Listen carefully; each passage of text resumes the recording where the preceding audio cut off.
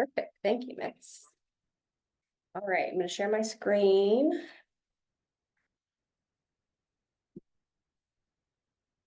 Get back. Here we go.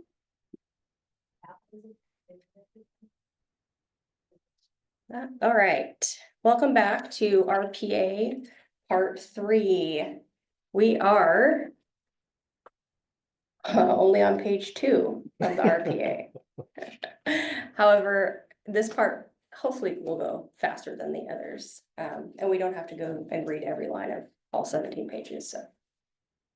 Anyway, we left off right at possession. We're going to talk about time of possession, meaning when does the buyer get to have control of the house, get to go in the house, live in the house, etc. So section M, possession.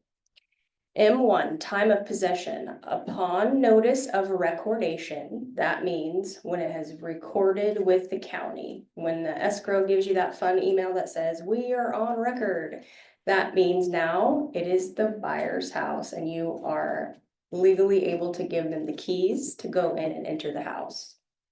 Okay, if that isn't something that you want, if for some reason you want 6 p.m. on a different day or a different time, you can check a box and write in times in there. But for the vast majority of the time, it is upon recordation is when they can get into their house. Now, sometimes you might not be able to. Maybe there's a tenant still in there, or maybe the seller has asked to stay in the home a little bit longer for seller in possession. That's the next box down, M2, seller occupied or vacant property. If the seller has asked to stay in the house for a while, you can write in your offer, because you've already spoken with the listing agent and know what the seller needs, and at the time of your offer, you can check this box and write in an amount of days that you have negotiated verbally with the listing agent at this point. And then you're going to fill out this form, either the SIP, which is seller in possession form, or the RLAS, which is residential lease after the sale. The SIP form is used for 29 days or less staying in the property, and the RLAS is a much longer form with more details and more protections and liabilities, and that's for anything over 29 days. Okay, what does it say on 7D about sellers staying in the property? We'll flip over to 7D, which is on page 5. Seller remaining in possession after close of escrow. If the seller has the right to remain in possession after close of escrow, the parties are advised to consult with their insurance, to consult with a real estate attorney if this works. And then I want to draw your attention to the last sentence that says buyer is advised to consult with buyer's lender about the impact of seller's occupancy on buyer's loan. Some loans like FHA, they need to be living in there immediately. And so they could potentially have a problem with letting the seller stay. So that's a discussion that you need to have with the lender, if that would even be allowed. And then also it's advising again for the buyer and the seller to really look at all the legalities of and the risks of the seller staying in the property. The SIP form itself has disclosures in there as well, goes into a little more detail. We're not going to go over that form today. All right, moving on. Okay, M3, occupied units by tenants or anyone other than the seller. If you know going into it that the tenant is going to stay in the home, or if it is occupied by a tenant, you're going to have to check this tenant occupied property addendum box right here.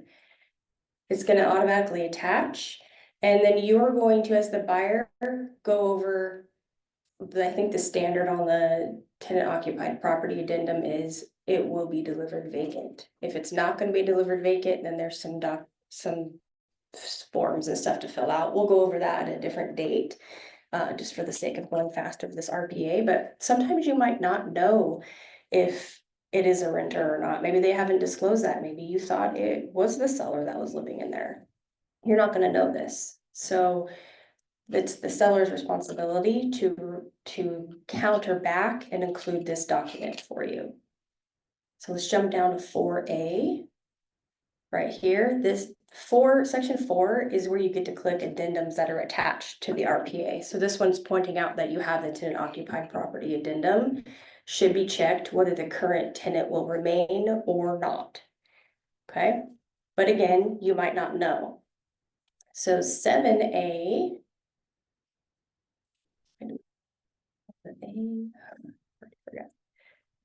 A says if buyer intends to occupy as a primary or secondary residence, and unless otherwise agreed, such as in the car farm TOPA, that's what we're talking about, tenant occupied addendum, the unit buyer intends to occupy shall be vacant at the time of possession is delivered to the buyer. And if the property contains more than one unit, within 3 days after acceptance, buyer shall give written notice of which unit buyer intends to occupy.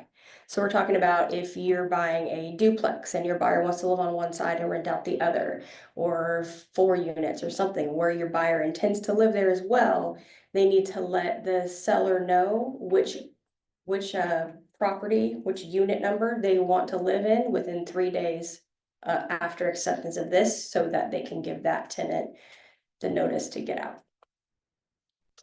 Okay. Occupancy again may impact available financing. Again, if they need to immediately live there for their financing, could kill the deal if they aren't moving in right away. Okay, so it's just warning you of that again. Seller shall disclose to buyer if occupied by tenants or persons other than seller, and attach car farm TOPA and a counter offer if not part of the buyer's offer. So that right there it states, if the buyer didn't know or didn't include the TOPA, the seller must counter back and include that.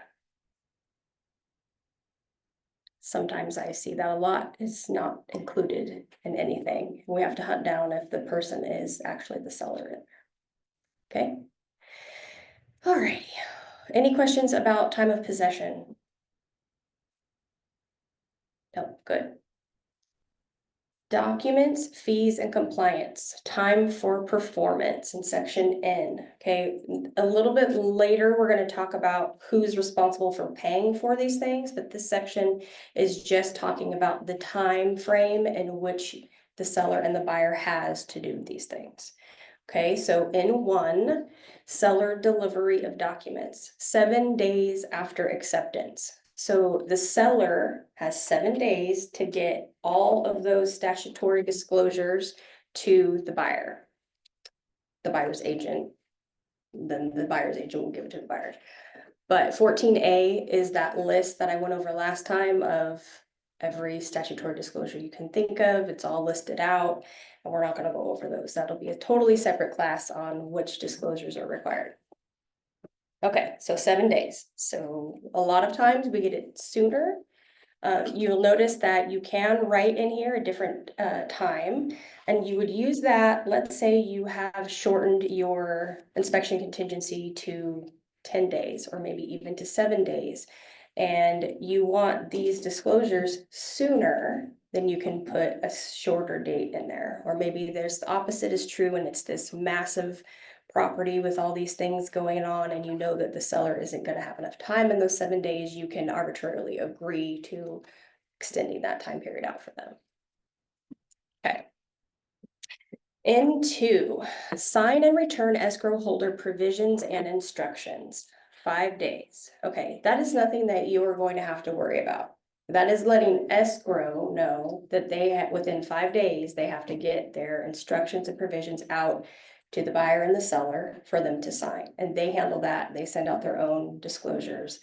But that's just something you as the agent need to be aware of and let your client know that they're going to be receiving this from escrow.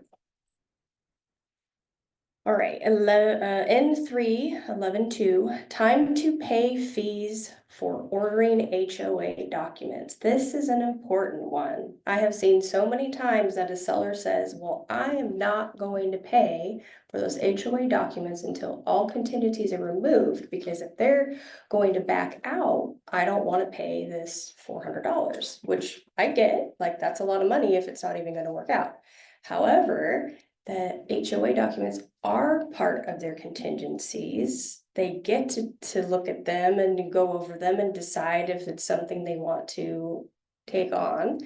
And therefore, they need to be paid for up front. So we have stated here that the seller actually has 3 days to pay the fee for obtaining those HOA documents. All right, N4. Install smoke alarms, CO detectors, water heater bracing. Right, they have 7 days to get this done. Why? Because an appraisal is gonna happen, and it is legally required that there are smoke detectors, CO detectors, and that the water heater is strapped, double strapped. So if they give us a time frame, it's letting the seller know you have to get this done prior to the appraisal, so that we do not have an issue with that. And I'll discuss that a little bit more later in who's paying for what. N5, evidence of representative authority. That is the RCSD the entity. That's the section that says, I'm not buying it in my personal name, I'm buying it in my trust, or I'm buying this in my LLC or my business. Okay, 3 days after acceptance, you have to provide evidence that this entity exists and that they are the authorized signer for that. And that can be, let's look at section 32. It tells us exactly what they need to do. All the way down to section 32. Okay, whenever the signature or initials of the legally authorized signer identified in paragraph 33 or 34 appear on this agreement or any related documents, it shall be deemed to be in a representative capacity for the entity. Okay, the entity needs to already exist and be in good standing at the time the offer is written. And then they shall deliver to the other party and escrow within 3 days of acceptance evidence of authority to act in that capacity. So that would be the applicable portion of the trust or the certification of trust, letters of testimony, court order, power of attorney, etc. So 3 days, the party who has an entity has the responsibility to give the proof to the other party and to escrow. Yes, Katie. In the listing agreement, when you're, In the listing agreement, when you're already identifying the seller is in a trust, is the trust advisory still required? The trust advisory, yes, but Okay. not the RCST. Right, okay. Yeah. The trust advisory is just really going over advising us about buying or selling in a trust. I don't have it memorized, but yeah, so it's still required. Okay, any questions about proof of showing the entity? Oh, okay. Bear with me as I scroll back up. All right, moving on. Guess what? We made it to page 3. Items included and excluded. This is always a hot topic. Okay, all items included, all items specified in paragraph 9B are included, and the following if checked. You'll notice that the standard is already checked at the bathroom mirrors. You can't uncheck that. I don't know why they decided that that was super important. I don't know if people were taking the bathroom mirrors or if it's some legal reason. Because like stuff, they started putting in the fancy mirrors, and they're not really attached. They're just hanging back. Okay, that's And people true. were just taking them, and then people were Saying it was my, there's no mirror. yeah, okay, And they were like, well, it wasn't attached. okay, gotcha. That makes sense. Okay, in our area, we always would go ahead and check the stove. This is something I automatically do. Refrigerator is not necessarily included, so that's something you ask for. As well as the other things, but what really interests me is paragraph 9, and it's gonna talk about what exactly is included from a sale. All right, items listed as included and or excluded in the MLS, on flyers, on marketing materials, or disclosures are not included in the purchase price or excluded from the sale unless specified in this paragraph or as otherwise agreed. Any items included herein are components of the home and are not intended to affect the price. All items are transferred without seller warranty.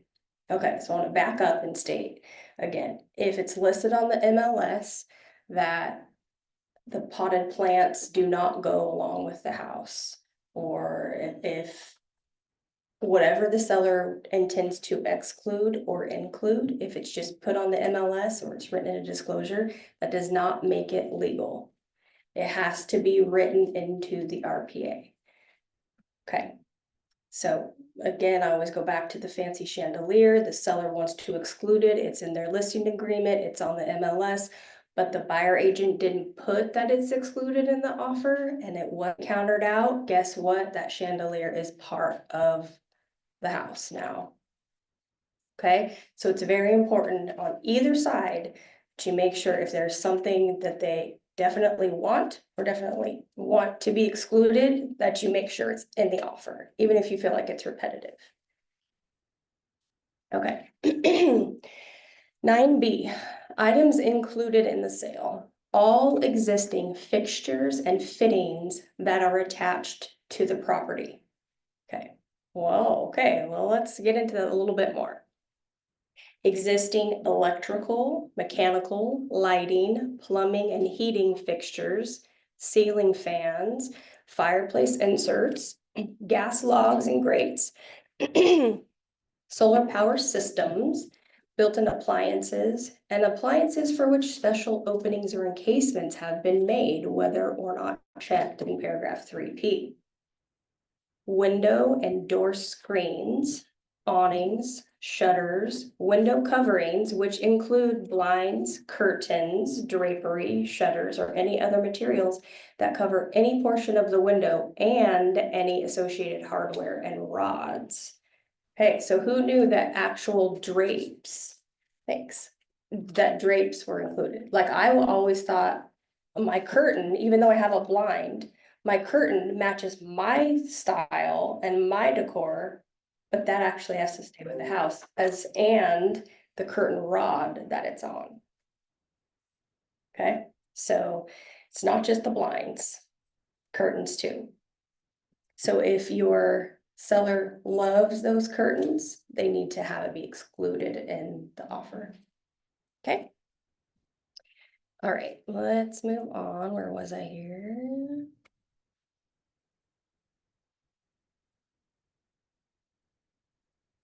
Okay, attached floor coverings, so you can't rip up the carpet. An area rug is not attached, so that can go. Television antennas, satellite dishes, air coolers, conditioners. So even if you have like a window air conditioner, that stays.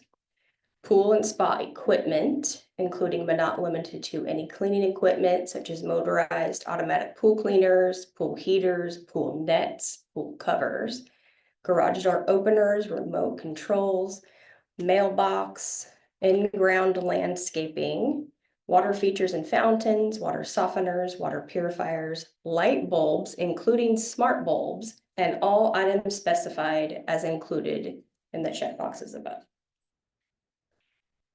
Okay, section 3 is going to talk about security systems. I've seen this one come up a lot in some of my files about what is actually included and what isn't. And if you're in doubt, always write in exactly what you want to stay or what you want to exclude. Okay, so security systems includes any devices, hardware, software, or control units used to monitor and secure the property, including but not limited to any motion detectors, door or window alarms, and any other equipment utilized for such purpose. Okay, they are included in the sale, whether they are hardwired or not. Okay, so for example, we have an upgraded alarm system on our house that we had put in later. That would technically have to stay unless I say it's excluded and I'm taking it with me. Okay, Can I ask you a quick question? yes, So would ring doorbells or like ring cameras? yes, yes, they stay. She asked if a Ring doorbell would stay, and the answer is yes. Section 4 talks about smart home features. Includes any electronic devices and features, including but not limited to thermostat controls, kitchen appliances not otherwise excluded, and lighting systems that are connected, hardwired or wirelessly, to a control unit, computer, tablet, phone, or other smart device. Any smart home devices and features that are physically affixed to the real property and also existing light bulbs are included in the sale. Okay, seller is advised to use a counteroffer to address more directly any items to be excluded. So we could go back and forth on this, like our house came with this Alexa unit that sits on our kitchen and it does control our lights. We can say, Alexa, turn off the living room lights, right? And she will. So, but it's also kind of freestanding, like, is that mine or does that come with the house? And so I would say, again, if you're in doubt, make sure you have conversations with your seller and your buyer about specific smart home items and what they want to take with them and what they don't, and then put it in the offer. Any other questions about smart home stuff? Um,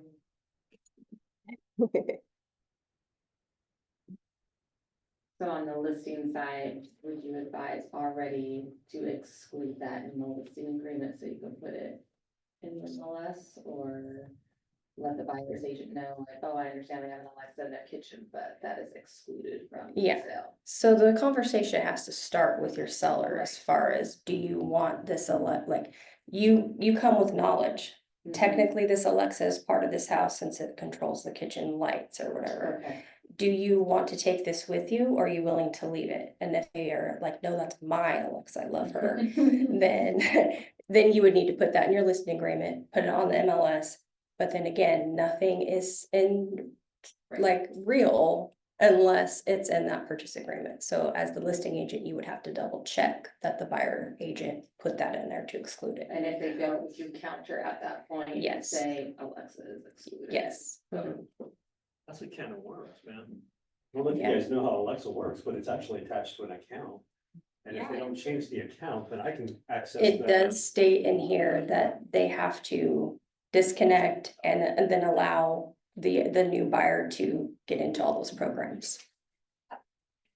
Yes, They're supposed to get yes, code and disconnect. yes, they have to disconnect from the ring. Watching Exactly, Their cameras, they can be watching from the phone, you're Yep. the new buyers. yeah. So Mhm. that's gotta be talked about and. Yeah, let me find that part here. Swear to you, I think Alexa turns on when I'm snoring at night, because I see the light go off sometimes. Yeah, What's going on? I know I read it yesterday. Yeah, sellers shall delist any devices from any personal account and shall cooperate with any transfer of services to buyer. Buyer is advised to change all passwords and ensure the security of any smart home features. Sure.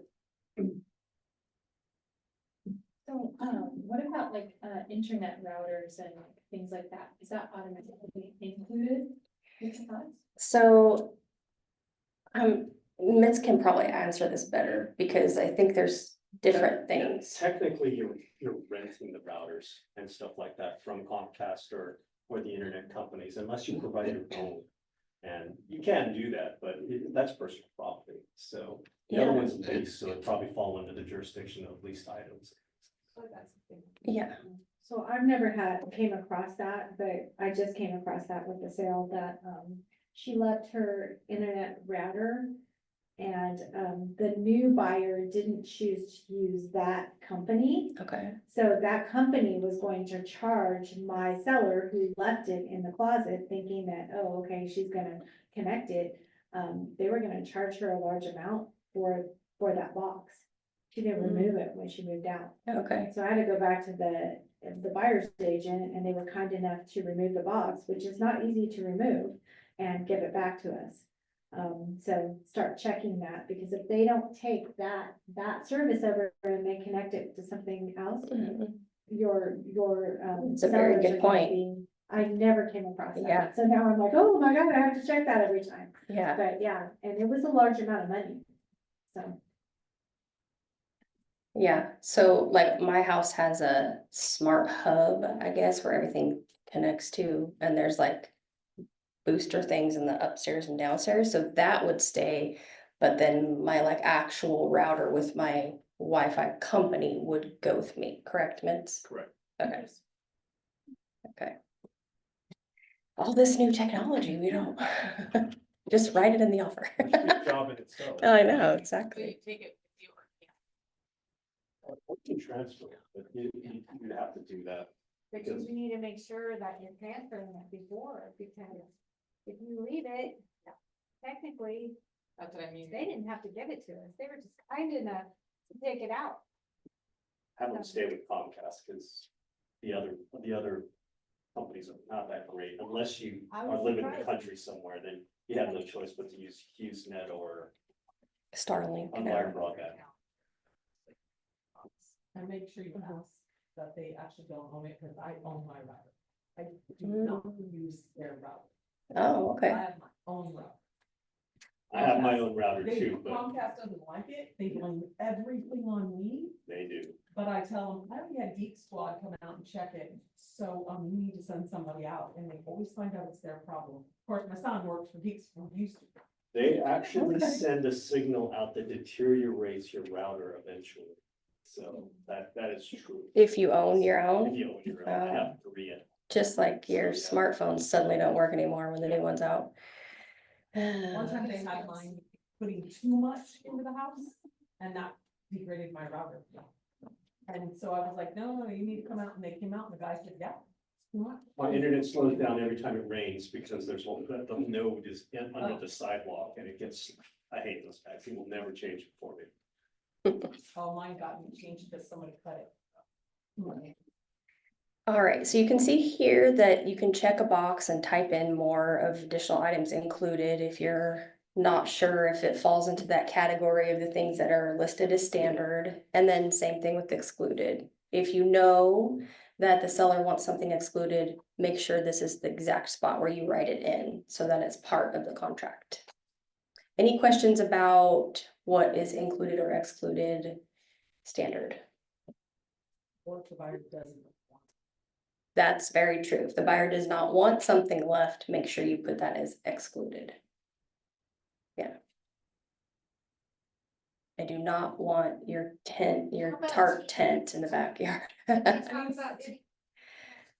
So that is not in this section, but I think it's very relevant. So let's, Yeah, they haven't actually spelled out. yes, they do. And they changed it, the TV mount. Yes, Yeah, they have changed it. once. I think it's in section 14. I've actually taken apart a jungle gym and had it moved because clients didn't want it.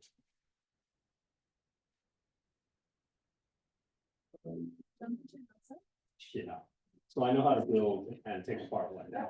That's a good business, because they charge you at least $2,000 to put it together. Not when it's 105 out, man. I know I just looked this up for someone. Let me check my text really quick.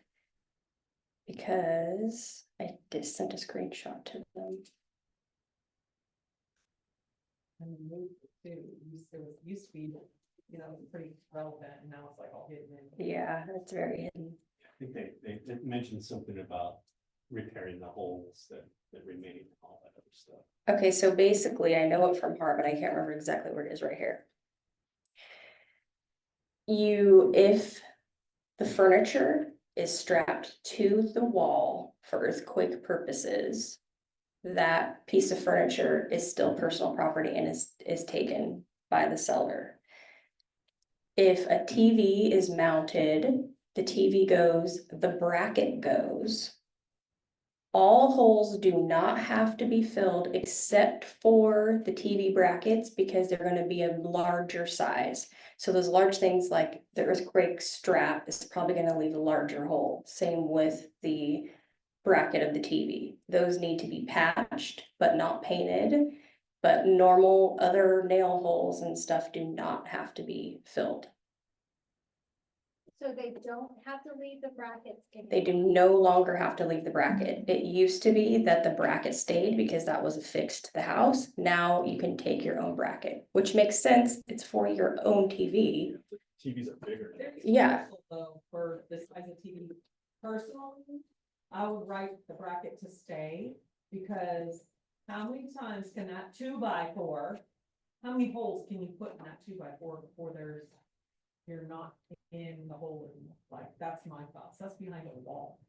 So, most of my clients just say, I wanna leave them, and most of my buyers wanna just keep. But that's just. TVs are getting pretty cheap. I've noticed that a lot of my sellers are just leaving the whole TV. Okay, well, here, I found it. Okay. Unless otherwise agreed, the following items are excluded from the sale. All items specified in the paragraph 3P, that's where you would write something in. Audio and video components such as flat screen TVs, speakers, and other items. And if any such item is not itself attached to the property, even if a bracket or other mechanism attached to the component or itself is attached to the property. Furniture and other items secured to the property for earthquake or safety purposes. Unless otherwise specified, brackets attached to walls, floors, or ceilings for any such component, furniture, or item will be removed, and holes or other damage shall be repaired but not painted. What other stuff needs to be strapped down? Kind of curious. Shelving, Like shelving, bookshelf or something. you don't want it to fall on the child, they Yeah. climb up it and it falls, so a lot of people tie in their shelf. I have a shelf that's in the garage, it's mounted, I hit to the wall, because I didn't want it to fall on my car.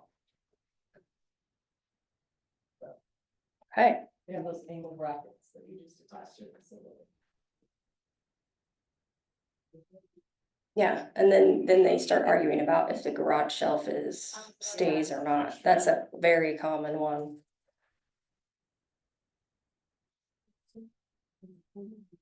Not if it's attached. Not if it's attached for safety reasons of an earthquake, but if it's attached to be installed, then yes, it would stay. Sometimes you get cabinets in your garage. Yes, those would stay, yes. But if you're in doubt and your buyer really wants them, put it in the contract.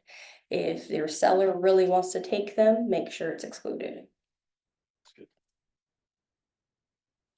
Sheds are bad too, because people will complain about those, like, wait a minute, that shed, it was a plastic Rubbermaid that was just set on the ground, it was not attached to the ground, it wasn't, but some of them are physically put in concrete. Yeah. And attached to the ground.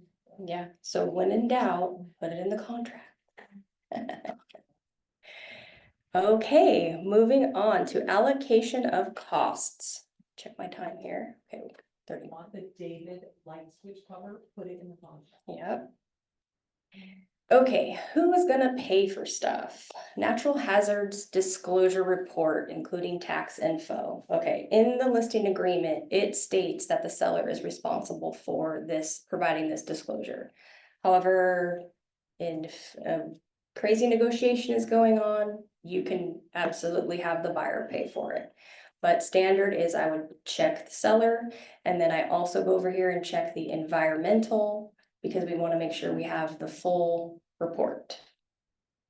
Also in the listing agreement, it states that within 5 days of that listing agreement being signed, the seller is to get this report done. So if they're following correctly, they will already have this NHD report. So you, as the buyer's agent, I would check here, provided by, and just write seller's choice.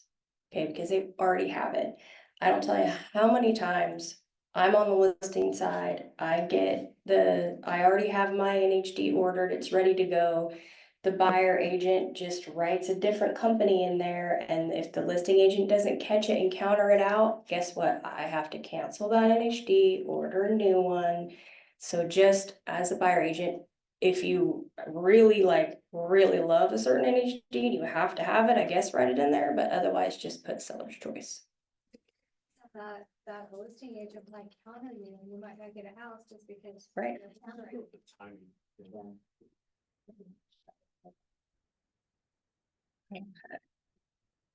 There we go. You'll notice that it did offer a drop down where you could choose one, but I always write seller's choice. Okay, Q2 optional wildfire disclosure report. I have yet to see this be ordered. I don't know if any of you have. Okay, so I would just leave that one blank. Q3, additional reports. Who's gonna pay for those? Typically, we leave this blank because we don't want any other reports having to go to the lender. And anything you write on here is gonna go to the lender. So we leave this blank. The only time you would write something in here is if you have a VA loan and you know that you need a pest report. It's gonna go to the lender anyway, and you wanna ask the seller to pay for it. You could write pest report and check the seller box. A lot of out-of-town agents, put home inspection and pest there I have seen for the that. seller to pay, and then they just brought it into the contract. So Yeah. it needs to be counted out where Absolutely. we live. Yes, counter that out if you see it. And just so all of you are aware, the veteran does not have to, the seller does not have to pay For the termite inspection on the VA. Oh, no, that's only if you're asking them to do it. There are some old school agents though, just so you all know. There are agents out there who still believe that the seller has to pay for the termite inspection on a VA loan. I have lenders that still believe it. Changed in 2015. So 10 years ago, we still have lenders saying that. So just, you're here, just know it. If you ever have a VA question, come talk to me. I pretty much know a lot about VA. You're the expert. So standard practice, leave Q through 3 blank. What would you do about like septic and well inspection? Would you put that there, or would you just do that in the? There is a box for checking the SWIPy if you want to put that in, yeah. SWIPy, that includes the propane tank. Say that again, you said so good. SWIPy, the SWPI, I call it the SWIPy. Okay, Q4, smoke alarms, CO detectors, water heater bracing. We already talked about above the time to have those things be done, but this is stating who's gonna pay for that. Typically, it is the seller, so we click seller. Let's see what 10B1 has to say about it.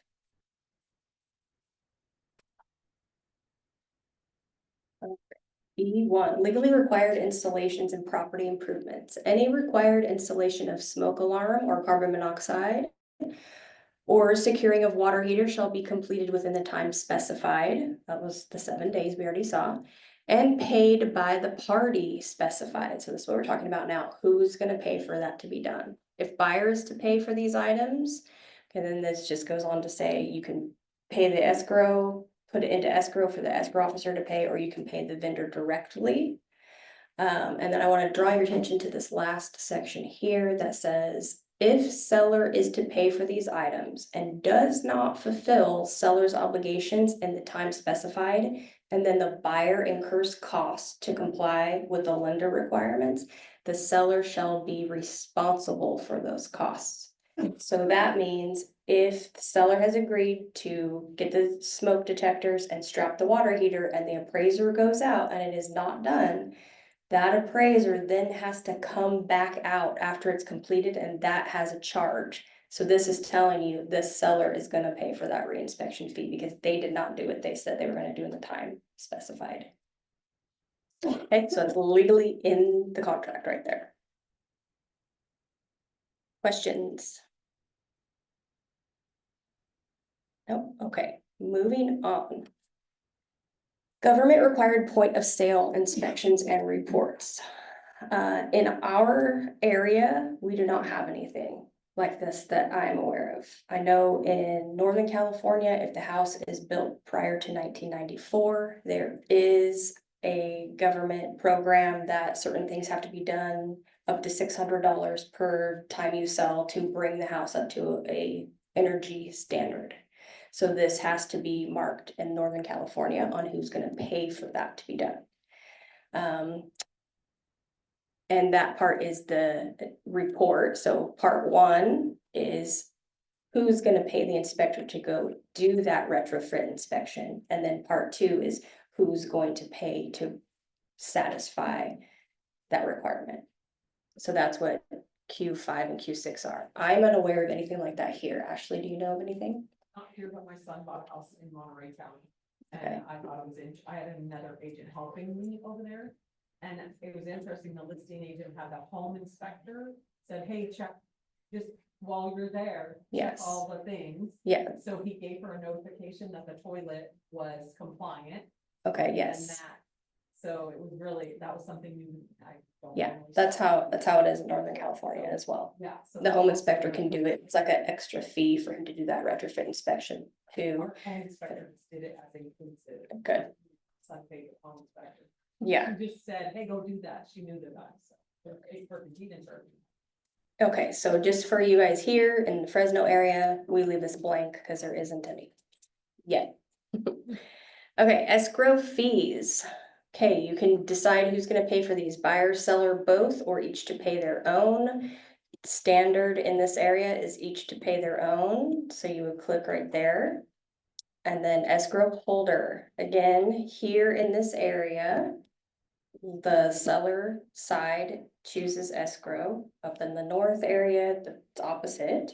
So for you, again, you would write in seller's choice right here, because a lot of times the listing agent already has a pre-opened escrow.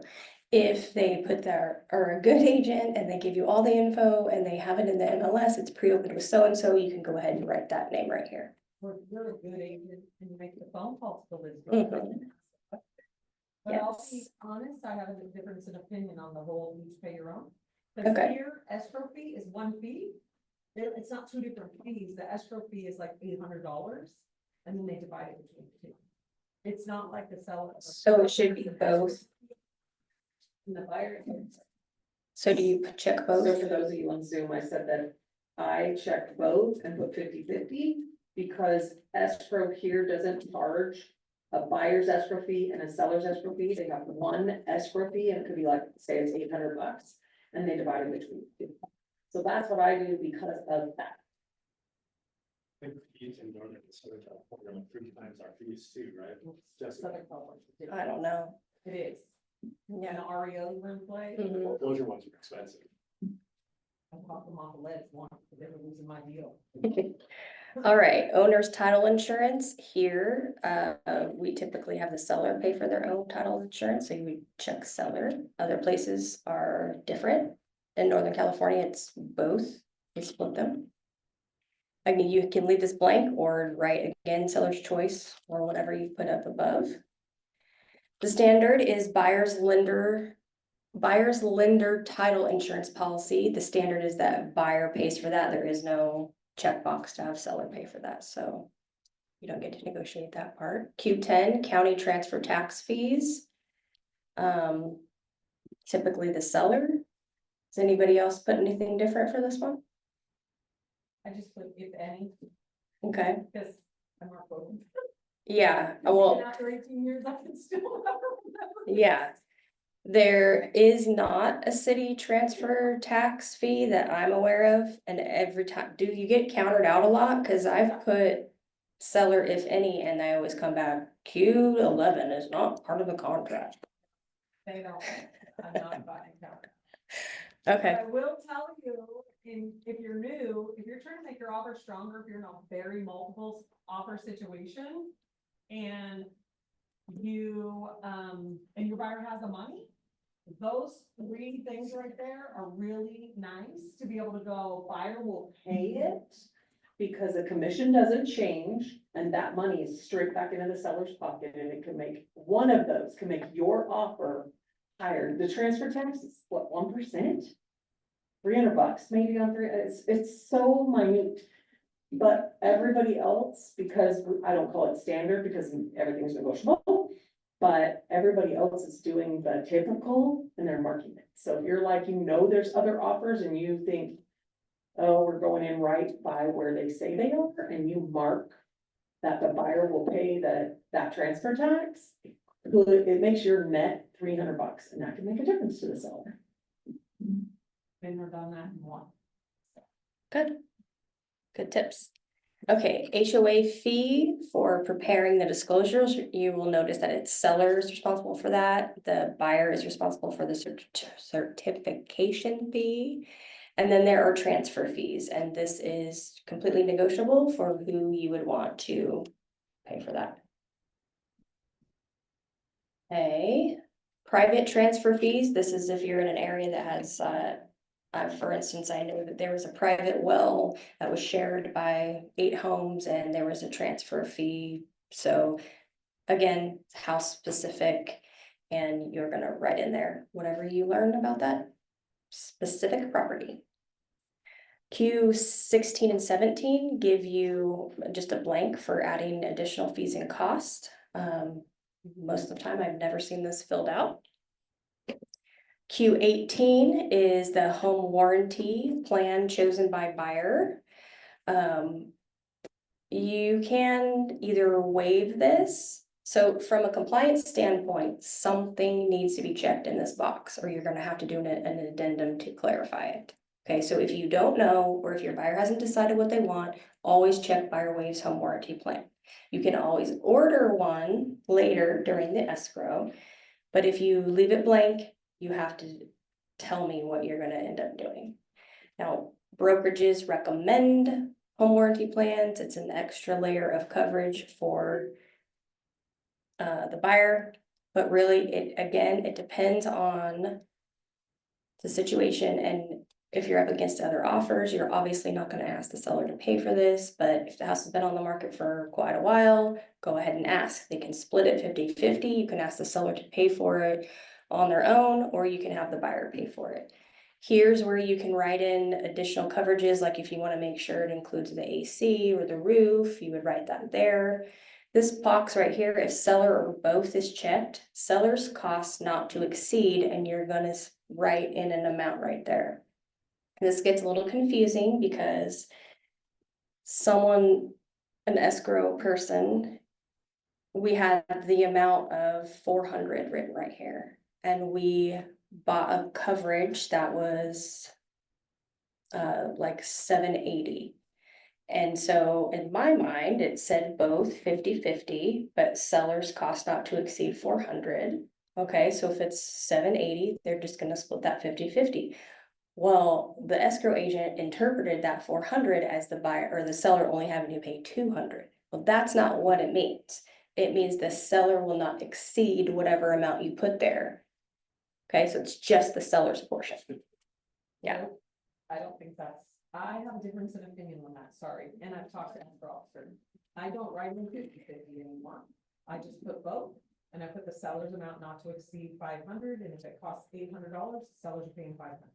Okay. So I don't write in 50-50 though.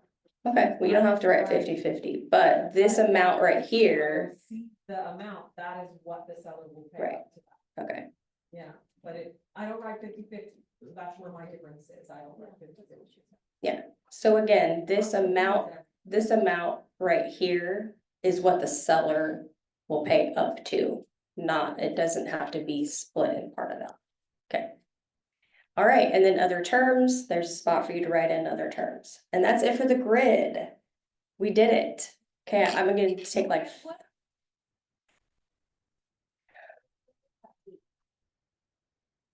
Agent is related to the seller. yeah, that could work. Yeah, if you are the mother of the buyer, you would put agents related to the seller or to the buyer. They wouldn't be allowed to put their closing costs, like if they were asking for some kind of closing. credit, They- would they ever put that there?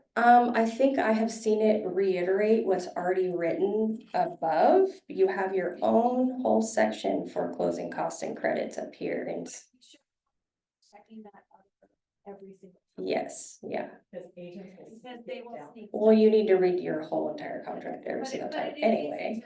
To skip that. Yeah. Yeah. Here's the question. Oh, sorry. Sandra wanted to know what we would write in other terms and if you You could could write, write closing costs there. yeah. And I mean, you can write whatever you want there, but So as a listing agent, my point was, don't forget to look at other terms and the closing cost. Both of those are super important to go back over. Of course, you're looking at every line, but things are easy to miss. And they've moved the contract around a lot, or little places, so always be looking where there are places that people can write things in. good. Yeah, you ever see that one where there's a particular new home builder, and when you resell their property, they put a certain amount of money into some kind of fund? And if the buyer or seller can pay for it, but it's so weird, I don't. I've never understand. heard of that. Private transfer fee, it is. I don't know what it's for. Lennar used to have a nonprofit and they charged a private transfer Yeah, I think fee, it's like $300 or something. but, I've heard they're illegal now. Okay, well, I ran into it one time, and I had never heard of that before. I think, an attorney that I used to listen to a lot said they're illegal. But don't quote me. Okay, section 4 here, this is the last thing we're gonna go over. This has any addendum you can think of, and you can check it and add it to your contract if that's something that applies to your specific situation. Okay, so like we've already talked about the tenant occupied property, if it's in probate, you should know if it's in probate by the MLS or speaking with the agent, and then this is just an advisory that comes up. If it's a manufactured home, you're gonna need to include that. We just had one of these that the manufactured home, the listing agent didn't put any of the manufactured home information into the MLS and didn't really know about it. So for the most part, we didn't fill out that form completely, but it's still required and we'll eventually get them the rest of the information about the unit. Okay, again, here, right down here, MITS is B and other addenda, septic well, property, monument, and propane addendum, the SWIPY. You would check that, and that form, we'll have a whole class on that form. It breaks down who's gonna pay for what portion. It's quite intensive to get a septic inspection, and buyers are like, I don't wanna pay for it to be pumped, it's not my stuff to pump out, so you can delegate who pays for what thing on that document. The way you say this would be, it should have like an exclamation point, like. I know, sweet. Okay, any other questions? We're done with the grid part with the negotiating of the RPA, took us 3 times. There's a whole other part of the RPA that talks about how to cancel the rights for the buyer, the rights for the seller, and how to go about that, and that's what I'm gonna discuss next week. And we're gonna go over the notice to buyer to perform, notice for seller to perform, demand to closes, and then the rights that both parties have. It is confusing. Any questions? Private transfer. Okay, Ashley has something to say. Oh, sorry.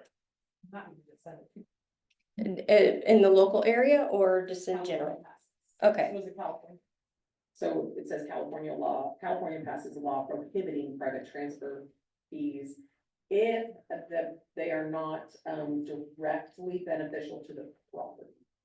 So that's what Lennar used to do, is they had a private transfer fee, and that fee, and it was for subsequent sales, it wasn't for the current seller. So if the buyer bought it and then they sold it, they had to pay it, and it went into their non-profit, it was like a funding of their Oh. non-profit. okay. So this says. So that's what Mitz had heard about that. Correct. And Okay. It says passed a bill that prohibits the creation of real estate transfer fees requiring subsequent owners to pay designated fees each time the property is transferred, unless the fee provides a direct benefit to the property.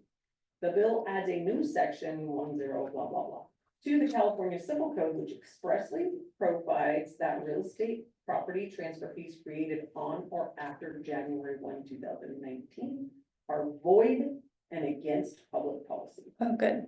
So it's on or after. However, this prohibition does not apply to property transfer fee covenants that have a direct benefit to the property.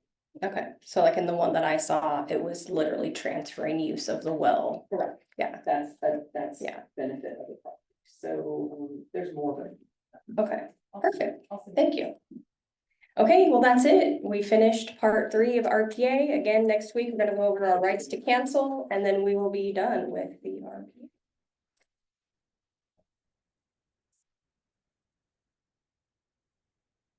I think if you end it, it will. Yeah.